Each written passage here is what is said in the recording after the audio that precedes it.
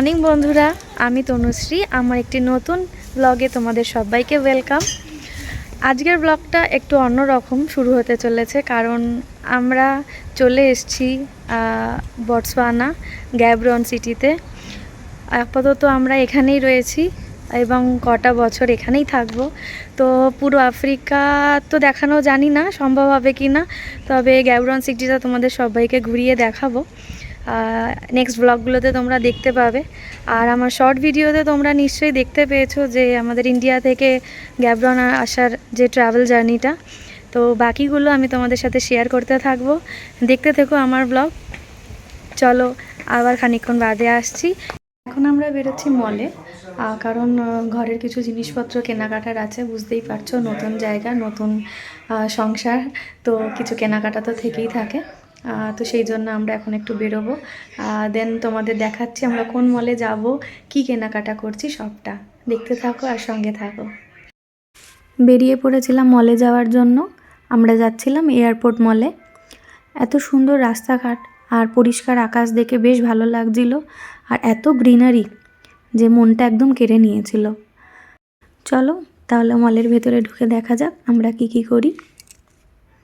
আমরা গেছিলাম আমার হাজব্যান্ডের এক অফিস স্টাফের গাড়িতে।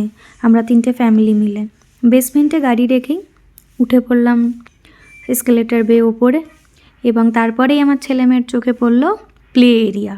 ব্যাস আর কি, ঢুকে পড়লো তারা সেখানে এবং প্রচণ্ড আনন্দ করে সেখানে খেলাধুলা করলো। যেহেতু এই মল সম্পর্কে আমাদের সম্পূর্ণটাই অজানা, তাই আমাদের এক বান্ধবী সাহায্য করলো কোথায় কি পাওয়া যায় না যায়, কোথা থেকে কি কিনবো না কিনবো, কোথায় সস্তা পাবো, কোথায় একটু দাম বেশি, সেই সম্পূর্ণটা দেখাতে।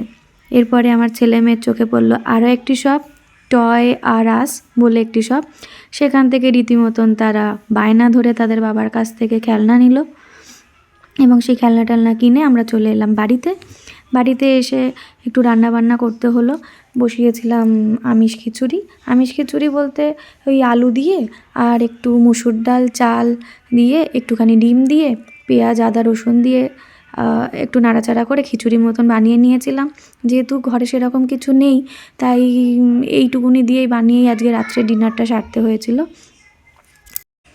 ডিনার করার আগে আমাদের লাড্ডুজিকে ভোগ লাগিয়ে তার সেবা করে তারপরে আমরা ডিনার করে শুয়ে পড়েছিলাম।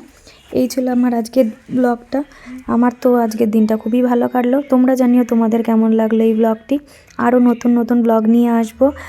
এই আফ্রিকা এবং এই গ্যাবরন সিটি সম্পর্কে তোমাদের অনেক কিছু জানানোর চেষ্টা করব, আর মলের ডিটেলস আরও দেবো নেক্সট ভিডিওগুলোতে। তাই তোমরা আমার চ্যানেলটা সাবস্ক্রাইব করে দিও এবং দেখতে থাকো আর সঙ্গে থেকো। Bye bye.